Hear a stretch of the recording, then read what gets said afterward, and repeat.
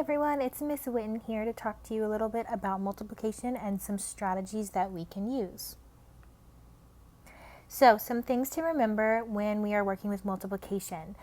These vocab words, factor, and product, those are really important words to remember. So remember, you multiply a factor by a factor to get a product, which is the answer to your multiplication equation. There is another video that Ms. Zunick made that talks about the commutative property and some of our other properties of multiplication, so make sure to watch that one. And remember, the multiplication symbol, obviously the X, that another name that we can call that is groups of. So if I have 5 times 3, I can think of that like 5 groups of 3. So keep that in mind as we work through these strategies. Okay, so just like I said, groups of, that is one of our strategies is equal groups. So just like I said before with 5 times 3, that can also be said 5 groups of 3. So what that means is 1, 2, 3, 4, 5, right? I have 5 groups of 3. So I'm going to put 1, 2, 3 in each and every group. And now what I want to do is I want to count them all up. So I have 1, 2, 3, 4, 5, 6, 7, 8, 9, 10, 11, 12, 13, 14, 15. So I get my product of 15. Let's try another one. Let's do 4 groups of 6. So 4 times 6, right? So I have 4 groups of 6. So 4 groups, 2, 3, 4 of 6. 1, 2, 3, 4, 5, 6. 1, 2, 3, 4, 5, 6. 1, 2, 3, 4, 5, 6.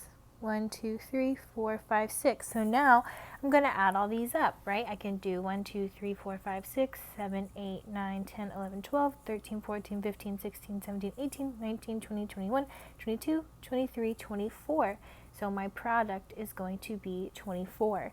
So essentially you are going to, one of your factors is going to be how many groups, and then the other factor is going to be how many in each group. So for this one, I have 4 times 6.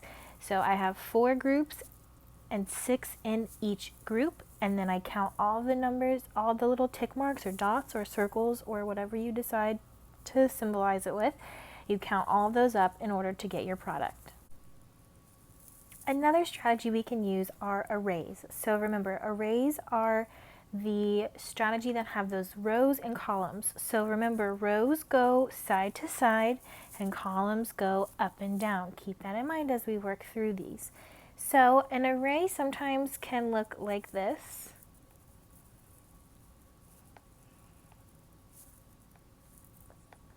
Sometimes it has different symbols, sometimes it doesn't.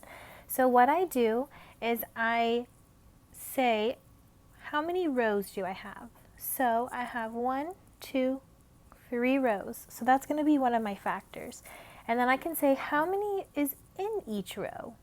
How many dots, circles, squares, whatever they make it. I have 1, 2, 3. So that's going to be my other factor. And then in order to get my product, I'm going to count how many there are total. So I have 1, 2, 3, 4, 5, 6, 7, 8, 9. So I have 9 total. So my product is going to be 9. Let's do another one.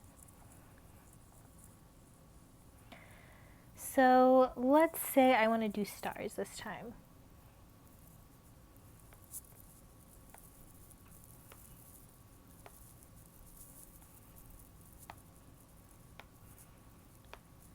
So my first factor is going to be how many rows are there. So I have 1, 2 rows. And then how many stars are in each row? Let's see. I have 1, 2, 3, 4, 5. So that's going to be my second factor. And then how many stars do I have all together? Let's count. 1, 2, 3, 4, 5, 6, 7, 8, 9, 10. And I think we can all agree that 2 times 5 is indeed 10. Remember, another strategy that we have is repeated addition. So let's do something like 7 times 3. So what I'm going to do is I'm going to add 7 3 times. So I'm going to do 7 plus 7 plus 7 essentially. So I can do 7 plus 7 is 14, and then 14 plus 7 is going to get me 21. I can also do it the opposite way because we have our commutative property, right? I can also add 3 7 times. So I could do 3 plus 3 plus 3 plus 3 plus 3 plus 3. Then one more we'll squeeze in on the front here. So this would be like 7 groups of 3, right? Because each one of these numbers would represent a group. So you can do some strategies for adding. So I know 3 plus 3 plus 3 is 9. Can do this 3 plus 3 plus 3 is 9. And then kind of just pull this 3 down and I can add all these together. I know 9 plus 9 is 18. 18 plus 3 is going to be 21. So you can also get it that way.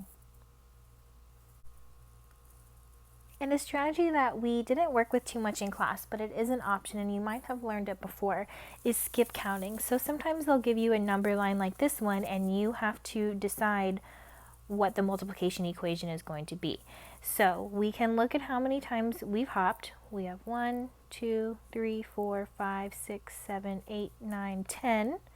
So I know one of my factors is going to be 10.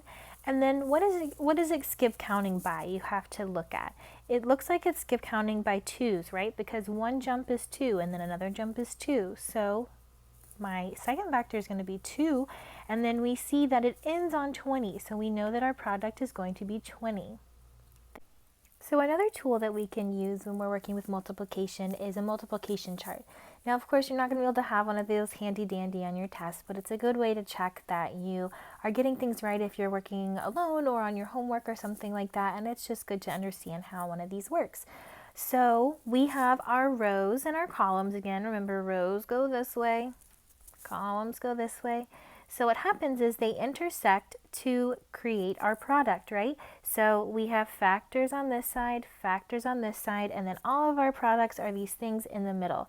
So for example, let's say we have a problem like 9 times 7, right? Maybe not something we have memorized quite yet. I can look at the 9 and I can go all the way across this way, and then I can look at the 7 and go all the way down that way, and I see that they intersect here. Let's erase that to see what it is. And our product is 63, right? Now this can help us with our multiples, which also kind of goes with skip counting, but this also shows us this is counting by 2's, or it would be that column, or counting by 2's would be that row. That helps us with our multiples if we are trying to skip count in our head. For example, 5 times 3, we can go 5, 10, 15 really quick in our head, and that can be a fast way to solve a problem if you don't quite have it memorized. And sometimes you'll see this on a test where they will block out certain questions, right? And you have to solve it. You have to figure out what the answer is. So for example, if I crossed out this one right here, if we had no idea what that is, we would have to figure out, okay, 3 times 6, and then we have a few different options. You can do 12 plus 6, right? Because my 12 is right there. Or you could do, we have 15 plus 3 because that would be how we solve that. Or you could also just know that 6 times 3 is equal to 18. So make sure that you know how to use a multiplication chart, how to read one, and how to fill in some missing blanks, and also maybe brush up on counting, skip counting by those multiples. So that's all I have for now. That was a really quick rundown and reminder of the strategies that we learned this year for multiplication. So I hope you all have a wonderful week and happy learning.